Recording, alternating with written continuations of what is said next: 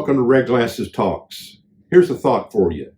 It's never too late to get off the bench. Some men, as I've thought about it recently, are unforgettable. And I've made a list of a lot of people that have impacted my life over the years. I think of Doug Code, Washington, D.C., who went to be with the Lord a few years ago, who impacted people all across not only our country, but around the world, especially leaders. I think of Bill Bright, founder of Campus Crusade for Christ, a dear friend of mine who deeply impacted my life. I think of Lee Sizemore, a man that was, when he was born with this disease where he, even as an adult, was never able to walk unassisted. Impact, unforgettable people. Well, I've got to add one more to that list.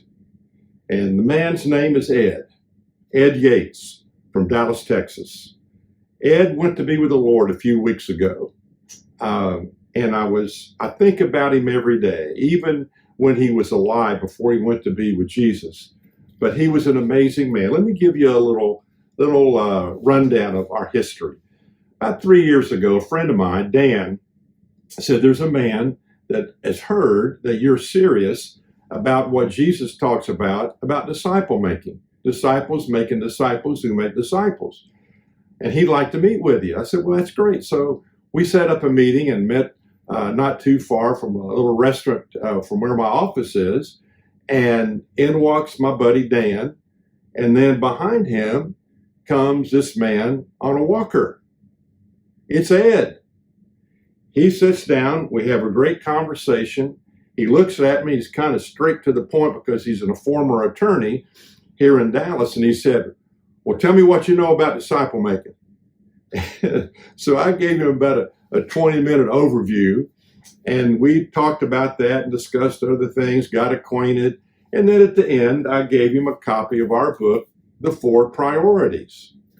So a week later, he calls me. John, this is Ed. I read that book. I read that 4 priority book. I said, you read the whole book? You read the whole book in a week? He said, I read the whole book. I said, unbelievable. He said, here's my question. What do I do now? I said, Ed, I thought you read the book. If you read the introduction in chapter 28, it tells you what to do. You got to pick somebody and go through it with them. And so I was kind of giving him a hard time. But anyway, he said, okay, how do I do that? And I kind of gave him an overview of what to do.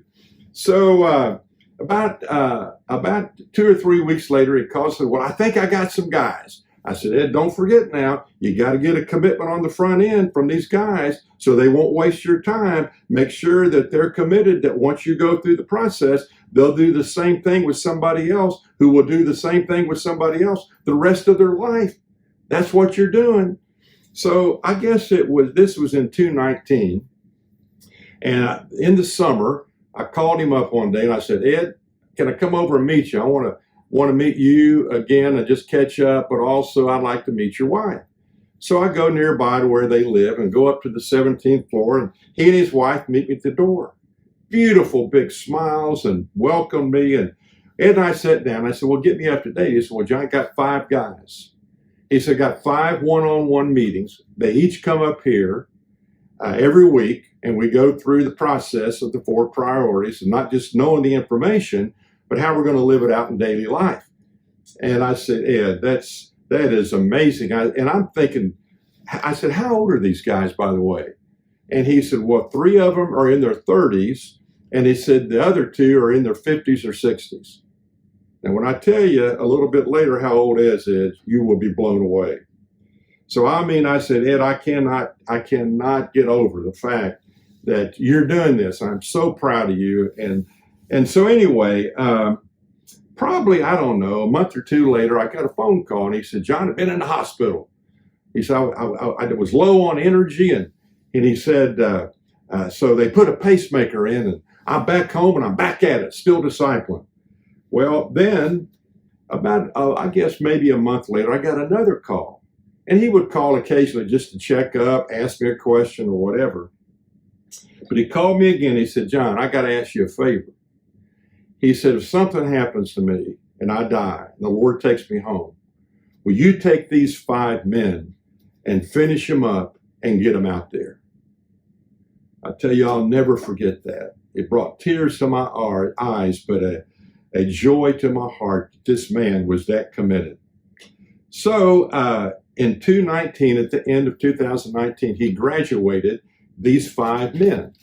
And so they all went out and started discipling those men that they had picked. And in January, I think of 2020, or maybe it was February, Ed gave me a call and said, well, I got 3 more guys and we're getting ready to crank it up. He said, you know, we got to do it on this Zoom thing. And he said, I don't like it, but it's better than nothing. I don't know if I like the Zoom thing either. So why was Ed so unforgettable to me? Number one, Ed loved Jesus with all of his heart. Number 2, he wanted to do what Jesus told him to do in the scriptures.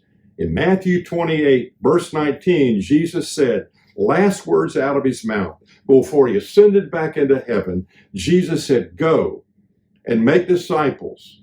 Who make disciples? Who make disciples? He wanted to do that. He wanted to do what Jesus said to do. Ed also believed that every Christian was commanded by Christ in Matthew 28 to be engaged in the process of making disciples who make disciples as part of their lifestyle of following Jesus Christ. Ed left 8 men. He left 8 men that he had built his life into and built these 4 principles and priorities in, who were not only committed to live by these principles the rest of their lives, biblical principles, but to build them in the lives of men who would do the same thing as Ed had done for them. Ed believed with, oh, by the way, these 8 men, it will be unbelievable in the days and years to come, the impact that these men will make in the lives of others. No telling how many that will be. Ed also believed that his church and hoped that his church would get engaged in making disciples who make disciples who make disciples. He loved his church. By the way, I haven't told you this, but Ed started making disciples who make disciples when he was 91 years old. When he went to be with Jesus, I think he was right at 93. Amazing man. I'll never forget him. Well, I was reading a verse the other day. Ed had a beautiful head of gray hair.